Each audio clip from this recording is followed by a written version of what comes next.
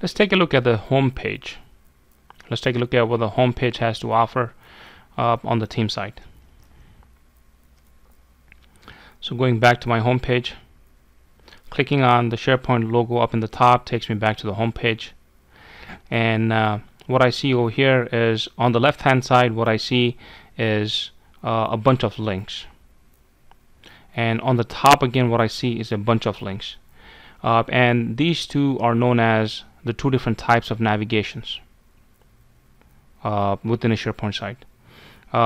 This is share your site, working with a deadline, add lists and other apps, what's your style, your hand, your brand. These are kind of like shortcuts. These are very recent in SharePoint 2013. They really do not hold a lot of significance other than just adding shortcuts to the page. A lot of times you might not even see them or use them.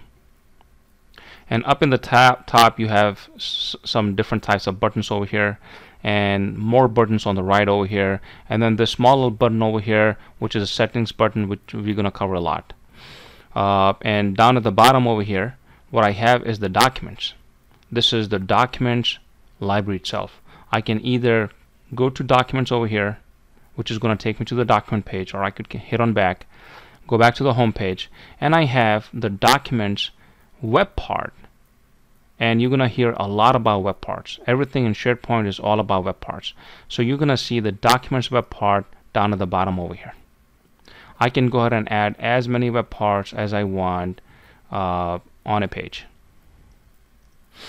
Now let's talk about navigation and buttons. What are the different types of navigations? There are two navigations, as I have briefly mentioned, left navigation and top navigation. Let's go ahead and talk about these two different kind of navigations. This navigation on the left hand side is known as the left navigation, and this is very powerful. Very soon you're going to see that both the left navigation and the top navigation, the navigation on the top, is known as the top navigation. There are other names as well by which these two navigations are known as. The left navigation is also known as quick launch, and the top navigation is also known as global navigation. It could be possible that in a company which has thousands and thousands of employees, and SharePoint can actually end up with thousands and thousands of sites like these. And what you want to do is that in cases like those, you want to have the same common top navigation. The navigation, no matter how deep you go within the site, if it's a site within a site, and it's a site within a site, and it's a site within a site, no matter how deep you go within, the global navigation is always going to be global. It's always going to be the same. It's always it's always going to be the main navigation. For example, if a company has different departments like IT, HR, sales, marketing, then these could be the global navigations up in the top. The left navigation, again, which is also known as a quick navigation, it could be contextual, which means that it could change depending on the site that the user is in. And these icons over here, the edit link and then the edit link up in the top, these can be used to quickly modify the left and the top navigation. But there are other ways that this navigation can be modified, and those other ways are a lot more powerful. We're gonna see that very soon. Also, this edit link for modifying the left and the top navigation is very new to SharePoint 2013. This was never part of SharePoint. This was never part of the previous versions. So it's pretty handy to know, but it's pretty old school to actually do it the other way, which is the old school way, which is going in site settings and then modifying the navigation. We're gonna see both these two ways very soon. Now let's go back and talk about the buttons on the page. The browse button. The browse button, basically, as of right now, since I'm already on the browse mode, it does not really show nothing. But if I click on the page over here, clicking on this page is gonna show a lot of different ribbon buttons over here. This is basically the ribbon, and it shows me a lot of different ribbon buttons over here. And the first button over here, which is the edit button, I can click on the edit button, and when I click on it, SharePoint lets me modify this page. I can add more web parts for other lists and libraries if I need, just like the way this document has been added. Or I can just go ahead and remove the site feed because there's something wrong on my SharePoint environment and I just cannot see the site feed. So I think I'm going to go ahead and click on this and then click on delete and remove this web part. And similarly, I can go ahead and delete or add all the different web parts that I have on this page. Once I'm done, I go ahead and click on save, and the page is saved again. Okay, so eventually we're gonna go ahead and cover all of these different buttons that we see in the ribbon. Now the other button up in the top is the settings. If I click on the settings, then this drop down menu pops open, and this drop down menu that you see over here is going to be it's going to have site settings over here, which is one of the most important ones. I click on site settings and it takes me to all the settings that this site has to offer. Eventually down the line we're going to get very good at all these different site settings which are available for every single site. I can also click on site contents over here, which is another option, and it takes me to the site contents page, just like the site contents page on the left hand side over here. Some of the other links in the top right is newsfeed that you might actually see in either this or other sites as newsfeed, SkyDrive, and sites. Newsfeeds is basically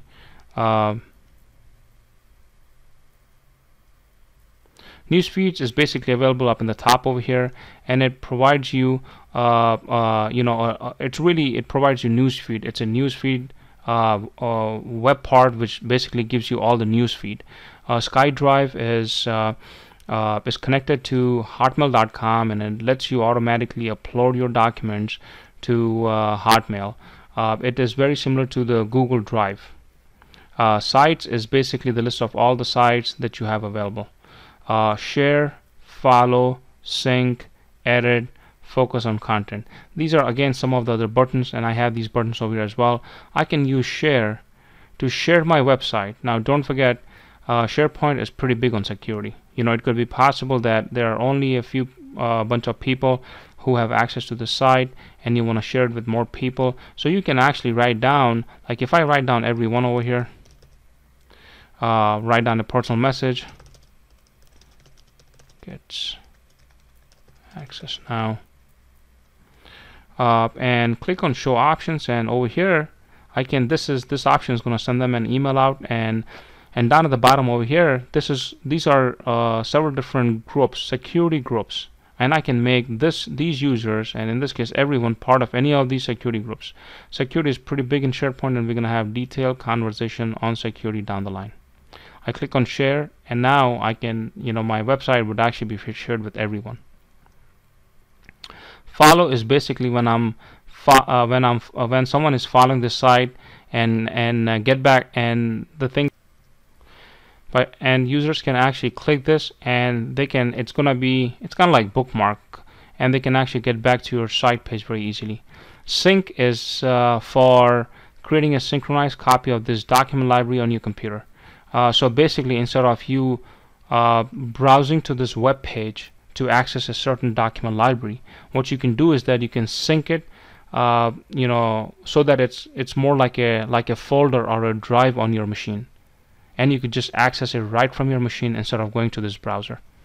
Edit is pretty similar to the edit that we saw under page, where you click on edit and it's going to go ahead and show you and go ahead and edit this page. And so similarly, edit is pretty much the same thing. I click on edit and it's going to go ahead and let me edit this page. If I don't want to edit it, click on this and then say stop editing, and it stops editing this page.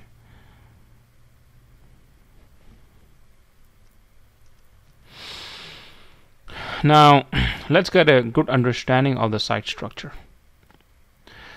This is a pretty good picture of how a pretty basic site looks like.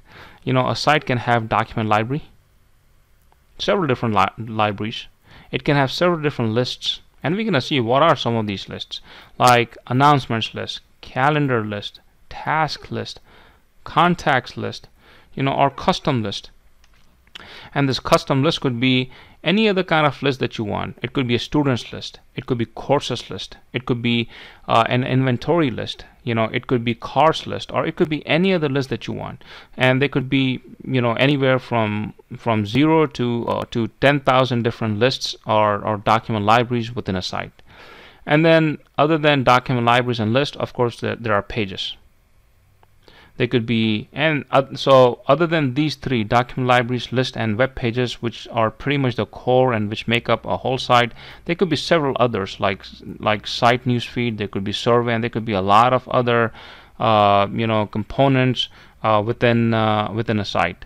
You can, and we're going to talk about this down the line of how we can even extend the functionality of a site so that we can see a lot more of these components within the site. Here's another overview of how a site structure looks like. And this site at this point in time has got document libraries, it's got lists, it's got web pages, it's got site newsfeed, it has survey, it has another subsite and another subsite, and this subsite has got two more subsites, and one of these subsites has got a couple more websites. And so if you really take a look at it, then this subsite over here is almost like 1, 2, 3, 4 levels deep. And SharePoint supports as many subsites as you want, and you could go as deep as you want. You can have like 10, 20, 30 levels deep. As of from what I know, you can go as much deep as you want. A lot of these big companies that I have done some work with, they have SharePoint sites which are so deep. These subsites are like 10 or 15 or 20 levels deep. And SharePoint is pretty good with it. And every single of these subsites, don't underestimate the power of SharePoint over here when it comes down to subsites. These subsites can have exactly the same functions and components as a site up over here, which is document libraries, lists, web pages, site feeds, surveys, workflows, and a lot of other subsites within them. So this diagram looks a little complex, but it actually helps you understand what is the architecture of a site. This is another one, and after this we're gonna go back to the SharePoint site and try creating some of the structure over here so that we understand, we very well understand what a site or subsite is all about. Now in this case over here, there's a top level site, and there's always a top level site. And I will show you what the top level site is in our SharePoint and AQL SharePoint environment. Now this top level site has got 3 subsites, and this subsite has got, the one on the left has got another subsite underneath it. The one on the right does not have anything underneath it. It just has lists, libraries, documents, and web pages and those basic things. Now this subsite has got more subsites, and some of these websites have got a lot more subsites. And as I said before, I could be creating a lot more subsites underneath each of this. Now one thing to understand over here is that this top level site is known as the root site, and all these sites are part of the root site, and the root site is part of the site collection. This is the hierarchy of the terminology here. The top level site is the root site, and it is part of the site collection.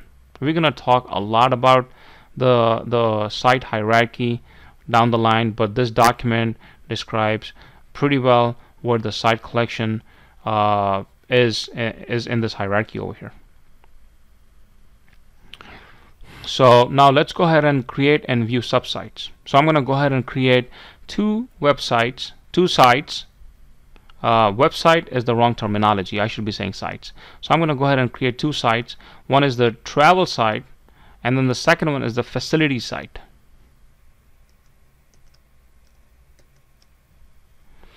So, and to create the subsite, either I click on site contents on the left hand side over here, or I could click on the settings over here and then click on site contents.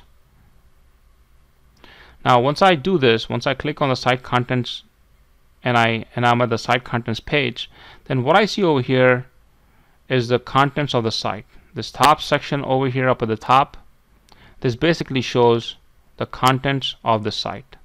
It shows me what are the different apps, that is the list and libraries that I have in my site. As of right now, I have one document library, one microfeed library, one site assets library, and one site pages. And I have no lists in here. We're going to see down the line how we can create more lists. Now over here, I'm going to click on new subsite, and I'm going to go ahead and create my first site, which is travel. The title is going to be travel, and description, this is a travel site built on SharePoint. And over here I type in travel. So if you take a look at the URL, it is the URL till here, aqlsp.mo.com, and then comes demo. And demo is the site underneath which the travel is being created. And over here I go ahead and select the kind of template that I want. I have theme site, I have blog, I have project site, community site, and over here I have enterprise as the tab, and the enterprise tab has got several different subsites underneath it. Publishing similarly has got several different subsites underneath it. I'm sorry, several different site templates underneath it. So all these have several different site templates underneath them. Out of this, the most commonly used is the theme site. I'm going to go ahead and click on theme site, and the permissions, we will talk about permissions down the line, but as of right now, the permissions is going to be used same permissions as the parent site. Scroll down, use the top link bar from the parent site, click on yes, and click on create. And this just created my travel site. And my travel site, the structure of the travel site is that the travel site is underneath the demo site. And this looks very similar to the theme site, to the demo theme site, because it uses the same template. So let's go back to my demo site again, and this time I'm going to click on site settings again. I'm sorry, the site contents, and let's take a look at the contents of the site now. Other than the list and libraries, now I have a travel site which was modified or created a minute back. I'm going to go ahead and create another subsite over here, and this subsite is going to be facilities.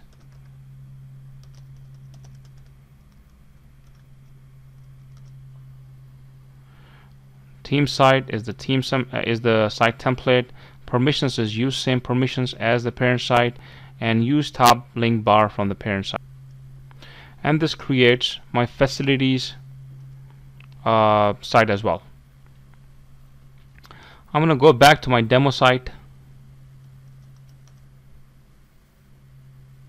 and now in my demo site over here, this time I'm going to go back to the site contents again, and I see that now I have two sites over here. One is the facilities, and then the second one is the travel site.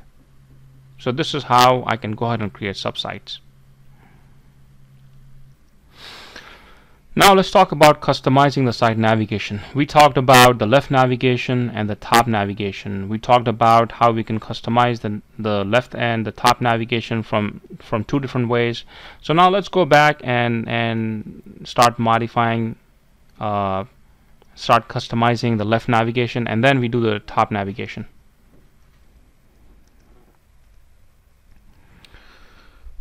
So I can click on the edit links over here.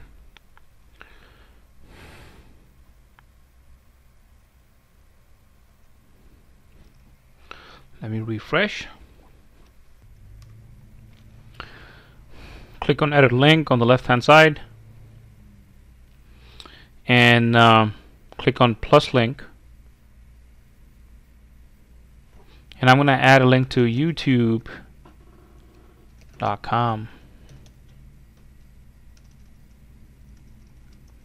It's going to be http youtube.com.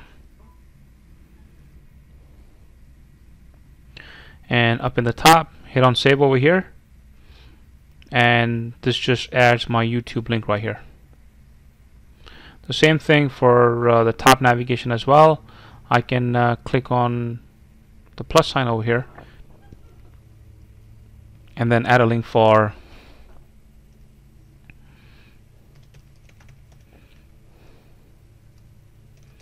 Microsoft SharePoint homepage, and it's going to be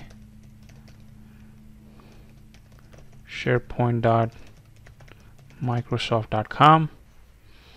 Click on OK and click on save over here, and it saves it.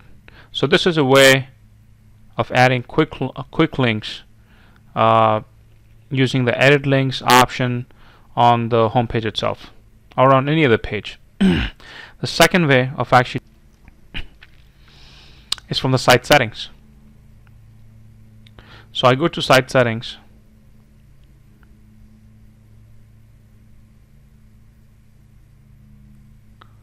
and underneath the look and feel, I'm going to see navigation over here. I click on navigation,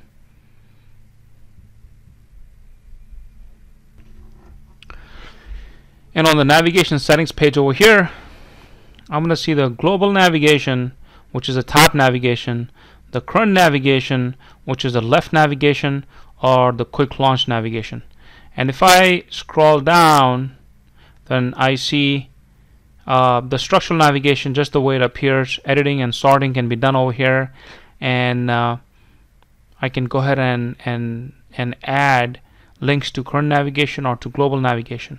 So for global navigation, I think I'm going to go ahead and add another link over here, which is going to be for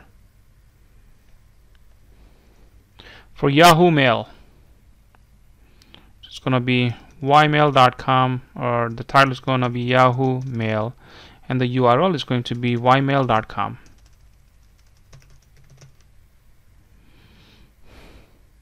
I can have it open up in a new window. This is the description, and this is the audience. We're going to talk about audiencing down the line. Hit on OK. And this creates Yahoo Mail right under global navigation. Let's go ahead and create another link under global navigation, which is going to be Hotmail or Gmail. It's going to be gmail.com. Hit on OK. So I created Yahoo Mail and Gmail. Scroll down and then hit on OK. And what I see up in the top is Microsoft SharePoint homepage, and then I see Yahoo Mail, and then I see Gmail. Now, you're looking at it again. I think I could just go ahead and group Yahoo Mail and Gmail under one banner, which is emails. So let me go ahead and see if I can do. Scroll down, and this time, instead of using add link, I'm going to use add heading. And it's going to say email. There's no URL. Hit on OK.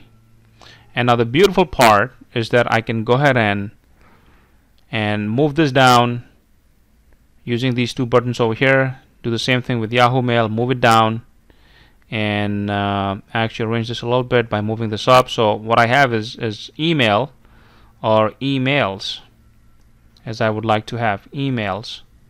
Hit on OK, and this is what I get. Scroll down, hit on OK, and now what I have, so if I go to homepage or any other page, what I have up in the top is emails, and when I move my cursor to emails, it drops down with Gmail and Yahoo Mail.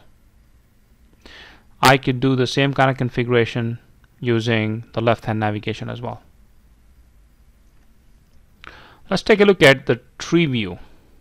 A tree view is the whole hierarchy of the website in a tree structure, and it displays on the left hand side right below the quick navigation, right below the quick launch navigation. So let's go back in here, and the way to enable it is go inside settings, and under look and feel again, there's going to be a tree view. Click on the tree view, and I have an option to enable the quick launch, which is the left navigation over here, or enable the tree view, or both of them. So in this case, I'm going to go ahead and select enable tree view, both of them, hit on OK. And this creates a tree view on my left hand side. Go to my home page, and and it clearly shows me the site, the facilities. I can go ahead and expand the facilities. I can go ahead and expand the travel. I can go ahead and expand, and take a look at all the list and libraries which are underneath these sites as well. And plus, I can also take a look at the document libraries underneath the main site, which is the demo site right now. And I have documents, site assets, microfeeds. Click on microfeeds, and I don't think there's really anything underneath there, but actually I do see something over there. And then I have site pages as well, which is another document library that I have in my main site. Now let's go ahead and take a look at the SharePoint ribbon. Now we've been talking about SharePoint ribbon all this time, and you would already have got familiarity with the ribbon up in the top. Click on page, and it basically just shows me the SharePoint ribbon over here. And I can see, the browse, go back to the browse, and the ribbon disappears. Click on page, and the ribbon appears again.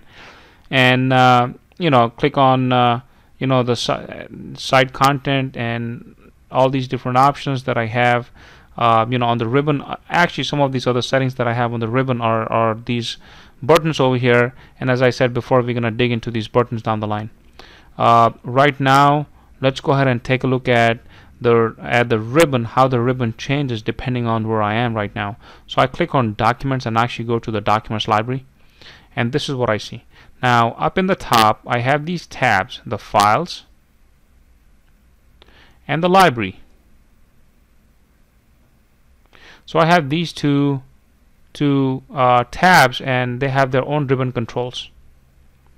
I can go ahead and upload a document, and which is something that I had done before using the upload document button on the ribbon. I can create a brand new folder under a document library by clicking on new folder. And similarly, there are a lot of other different options that are provided to me in the ribbon. The ribbon options, all these different options, are contextual, which basically means that these options change depending on where I am. If I'm in document library, these options are different. If I'm in list, it's different. If I'm on a page, these options are different. By clicking on the library over here, I see all the options which are available in the ribbon, which deal with the library settings in general. The first one are all the settings which deals with the files itself. The second one is with the library itself, like library settings. I click on the library settings, and it takes me to the library settings page. And this is the library settings page. And we're going to talk about these settings down the line. But go back over here. And in here now, I'm going to show you how I can modify the name of this document. I select this record over here, and then up in the top under files, I click on edit properties.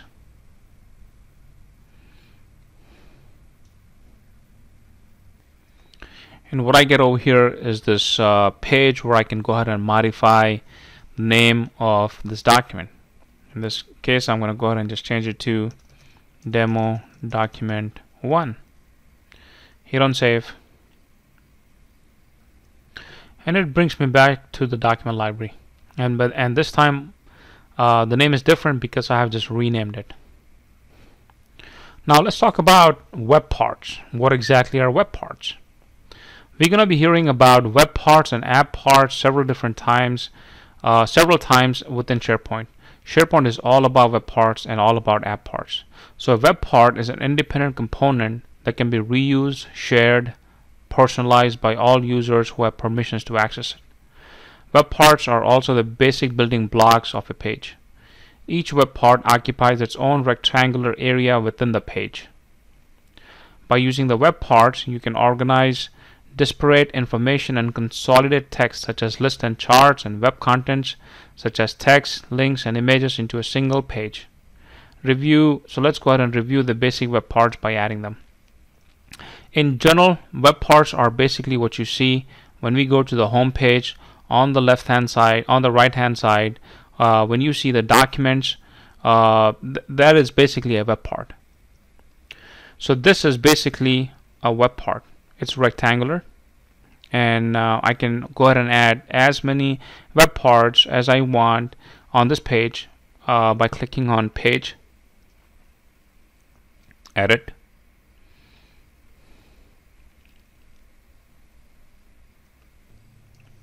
and now I see these rectangles over here, and all these rectangles are basically for adding more and more web parts. I can add more web parts over here. Now before I go ahead and do that, I'm going to go ahead and add a calendar to my site.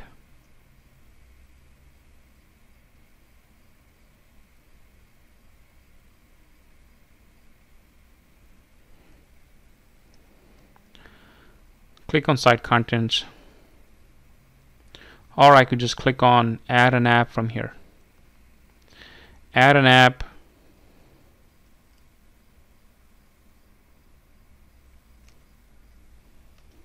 and it brings me to this page where I see a lot of different apps, and I scroll down and I'm gonna go ahead and create a calendar.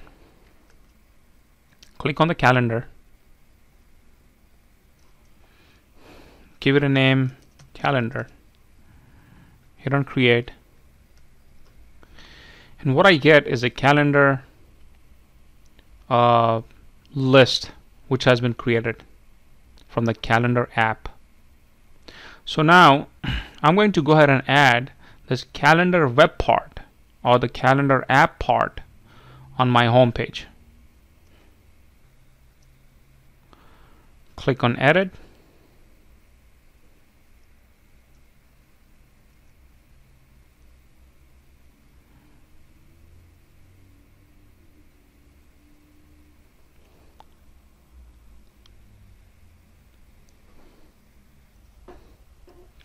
and let's go ahead and add a calendar web part by clicking on the Insert tab up in the ribbon, which is going to show two options over here, app part or web part.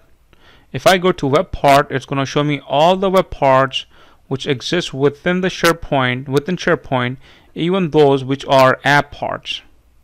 App parts are basically those lists and libraries which exist in my SharePoint site. So here, when I select apps on the left, I see only these lists and libraries, which are the ones which exist in my site. And there are several other web parts. When I click on any of these other folders, it's going to show me all the other web parts. This is more kind of like a different, different web parts which have different kind of functionality. They can be used with lists and libraries, but they perform certain things. Like for example, filter web parts. The purpose of the filter web part is to apply filters. Like if you have a list of students, and if you want to apply a filter on the students list for only those students who are SharePoint students, then I can use one of these filters and configure the filter web part to use with the list, and create a page where a filter can be applied on the last name. And we're gonna see these down the line. As of right now, these would be a little more complicated to jump into. I'm gonna jump over to the app part. Clicking on the app part, I see only these app parts, which are the list and libraries which exist in my site. I click on calendar and click on add.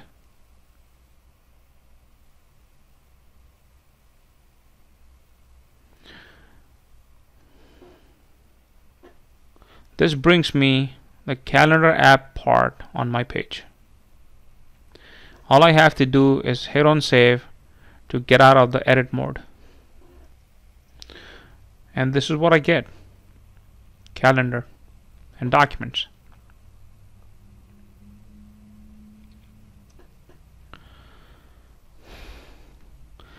Apps. The functionality of a site component is encapsulated in an app. Apps for SharePoint provide self-contained piece of functionalities. An app part is a type of a web part that exposes the content of a SharePoint app, such as a list or a library in a web part. For example, a library is implemented as a library app that you can add to your site. Task list is implemented using the task app. Similarly, we implemented the calendar list using the calendar app part in our page. We just explored the web parts on the home page as well, so I think that we're done with this demo as well. Now let's go ahead and take a look at the recycle bin. A recycle bin is a two-stage protection against accidental deletions. Its site level and its site collection level. These are the two different levels. It is located on the site, which is a subsite, as we have seen in the slides before, and site collection level as well, which is a top level site underneath which all these sites are contained. In my case, the top level site is the LoanSB site or the aqlsp.moo.com site. That's a top level site. The top level site contains demo, and the demo site contains facilities and travel. So my site collection level would be just aqlsp.moo.com, and throughout this course I'm going to refer to it as the landing site.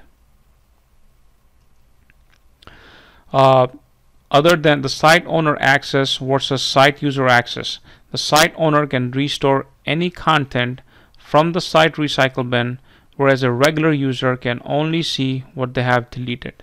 Which basically means that if I'm a user and if I go ahead and delete a certain document from my documents library, then I can go to my recycle bin and I can see the document. But whereas if there are 50 other users of the same site, and if they delete certain documents from their sites, or if they delete some sort of list records or documents or anything in their own in their sites, then they will be able to see only the content that they have deleted. But me as a site owner, I can see all of every single thing which is sitting in the recycle bin, which is from all the 50 users. That is the first level. That is the site level. The second one is the site collection level. At the site collection level, once it gets deleted from the site level by the site owner, then it goes to the site collection level, which basically means that after deleting content from the recycle bin, or after the site owner empties the recycle bin, it can still be available, but it's going to be available at the site collection level, which is at the top root level. And only a site collection administrator, a user who has got access to the entire site collection, has got the permissions to look into the recycle bin of the site collection level. So let's go ahead and do a demo now. Let's go ahead and recycle. Let's go ahead and delete a document and see what I see in my recycle bin of the site. So I go back to the documents.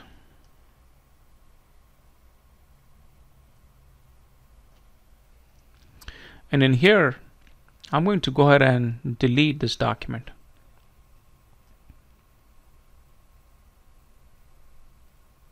By going to the delete documents. Hit on OK.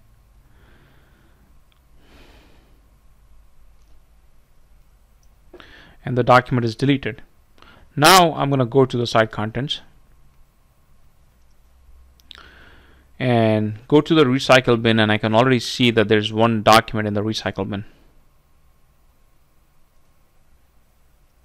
And in here I have the option of restoring the document. Now this is a pretty basic process, and I'm pretty sure it's just behaved just like Windows recycle bin, and everybody understands this. So instead of demoing the restore, what I'm going to do is that I'm going to go ahead and delete it. Are you sure you want to delete the demo document1.doc? Hit on OK.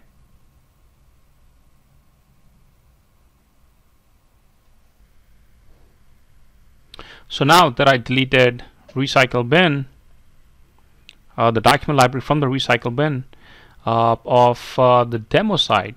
Now I'm going to see how the site collection recycle bin comes in use over here. As I mentioned before, once it's deleted from the site's recycle bin, which we just did intentionally, but if it's deleted from the site's recycle bin, then it is always there at the second level recycle bin, which is a site collection recycle bin. So let's go to site settings and scroll down, and I'm going to go to the site collection administration. Now those of you who do not have access to any other site other than your own site will not be able to browse to the site collection administration. Since I do, I'm logged in as a system account, which is basically the owner of the entire SharePoint, and it just so happens that this user is also the site collection administrator, so I should be good over here. This takes me, if you follow the URL up in the top, then you see that the demo is gone over here. It is straight aqlsp.mo.com/ and then the page, which basically means now I'm at the top level site. I scroll down and I click on recycle bin over here under site collection administration. So again, this is the second level of site collection. Now on my left hand side, I have two views: end user recycle bin items, and the second one is deleted from end user recycle bin, which is something which I just did. I deleted from the end user recycle bin. I click on this and it shows me my document. It shows me the document that I deleted. I click on this. I can go ahead and restore it back. Are you sure you want to restore? Okay. And now if I go back to my site, which was aqlsp.mo.com/demo, then under the documents I have my demo document 1, or I could just go to document library and I see that the demo document 1 has been restored. So this is the chapter 2 from SharePoint step by step 2013. I would want you to go ahead and go through the entire chapter and make sure that you practice all the exercises in here. Thank you.